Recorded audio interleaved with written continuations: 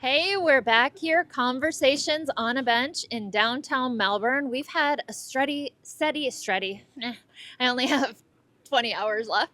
A steady stream of people coming down to share their thoughts on homelessness. And right now, we have Ivette from Brevard Schools, and I'm going to have her introduce herself, and then we're going to have a good conversation about the kids in Yes. homelessness. Hi. Good evening.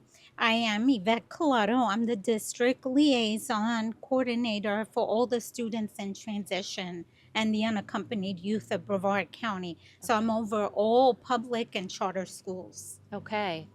What does your department do? The department you work in? So Students in transition. absolutely. The program I work under is called McKinney-Vento Act, and it's a federal act that was put together in 1987, and my role is predominantly to make sure that there aren't any barriers to our students' education, that they're immediately enrolled with no questions asked, no proof of address. We just enroll our kiddos in any public and charter school that they're living close to, give them free lunch and breakfast. They're entitled to transportation if they live beyond the 2 miles, and we also give them everything educational that they need. So if they have school fees, if they have books to pay, field trips, we cover that. Okay. And then in addition to that, if I'm able to, I do fundraising and I'll help out with shoes and clothing. Which you have done for New Life Mission. Yes, and it's been a pleasure. Right. I enjoy So this is joining. a big you just summed it up, but this is a big deal. Yes, it So is. how do you find these children? How do you know that they're students in transition? And is that homeless children? Is that poverty? Yes, and let me make that clear. The students in transition are our homeless students from all over Brevard County. So it includes all our public schools and charter schools. Private schools are not included. Okay. So when they enroll, when they do that annual enrollment or re-enrollment, there's a form in there called residency form. So when parents are enrolling their students, it's going to ask them, do you rent or own, or do you stay somewhere temporarily? If the parent chooses and puts, I'm staying somewhere temporarily, the form will populate. They have to fill out the entire form. The school will get an alert on Focus, which is our student information system, and that'll alert the SID contact at every school to reach out to the family, see what their needs are. If it's due to homelessness or living in a hotel, if it's due to hardship, we go ahead and code them. So Okay. that way, food and nutrition and transportation are able to see that that student is in transition. Mm-hmm. So we do that on a yearly basis. So every year when they enroll, the parent is going to see that form. It's going to be asked those two questions. And if you write that you rent or own, then obviously we can identify you, which sometimes our families will do that because they don't quite understand that through McKinney-Vento, if you're sharing housing, that's very important. If you're sharing housing due to a hardship because you're fleeing due to domestic Yep. violence, or you got evicted, or you're just not able to cover the increase of rentals, you fit that category of a family in transition. Yeah. And sometimes they're not aware of that. And it's important that they understand to be very honest because it doesn't go anywhere. It's Yeah. for the student, for us to help the student. Right. And so nobody knows who these students are. They're not or let's talk about is there any do you see parents not wanting to admit their situation or Yes. okay. Yes, I do. I've come across mothers that are afraid. Mm-hmm. They think that they now become victims, right? Mm-hmm. If they're fleeing due to domestic violence, they think they're going to get caught, or that someone's going to say this is where your child is enrolled at, which we don't do that, because if they're in a let's say they're in one of our shelters, we don't Mm-hmm. disclose addresses. We cover that on Focus. Okay. Sometimes I come across families that are afraid due to maybe immigration, Okay. or perhaps they got evicted Mm-hmm. and they feel like I'm not going to disclose that. They're just very vulnerable. They don't want to Absolutely. share their situation. So, yes, most of our families, I would say, don't feel comfortable Okay. sharing what they're going through. What are we looking at as far as numbers in Brevard County? Yes, so And are they growing? Are they talk a little bit about numbers? yes, so I have been the coordinator for the homeless students since 2021. Okay. And ever since right after the pandemic, it's gone up. Okay. Last year, we were over 1,500. And this is with our parents being vulnerable because they don't The want to one share. So at the end, we ended up with over 1,500. And this year, we've already identified close to 900. And it's Okay. only October. So every day, we're identifying families and students. Because sometimes our front office clerks don't get to all the forms. Right. One school could have close to 2,000 students. So it takes a while to find them Mm-hmm. in our system. And it takes a while for parents to come through and call us and say, Yvette, I need help. Yeah. How can you help me? Oh And my I gosh, get that's the calls hardest every thing that day. people do is say I need help or admit I'm not okay. Yes. Yeah, and those kids. So talk a little bit more. You mentioned it, but about some of the services that are available to those kids. For example, if we have a family that comes to New Life Mission in Melbourne from Cocoa, they can potentially get transportation Yes.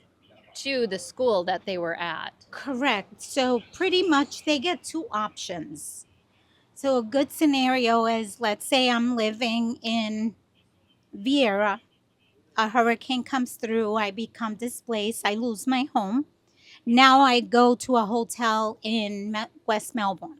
Mm-hmm. My kids could either stay in Vieira or they can choose to go to their zone school. Okay. So students in transition get pretty much two options, which Okay. is pretty nice because if they want to stay in their school of that they're zoned at, we have to give them transportation. Okay. Yes. So what is the cost of this program annually? Do you know approximately? I do not know how the state calculates that. I Okay. do know the state collects our data through Mhm. Survey 5, and that's usually the survey at the end of the year. They do their calculation and come back and tell us through a grant that's Mhm. written. It's called a Title IX Part A Homeless Youth, Children and Youth Education Act. And they pretty much come back and tell me how much that's going to be. Yeah. And to be honest with you, due to what's going on, my funding has decreased. Mm-hmm. So usually at this time, it's a competitive grant. Right. It's done every 3 years. Usually year 2, I'll see an increase. I saw a decrease. Okay. And so what does that mean for you? A decrease in funding? So unfortunately, the children, my unaccompanied youth, which we had 172 last year, those are the students that are living couch surfing, Okay. or they're with friends, and Okay. they're not living with their guardian, Okay. custodial parent.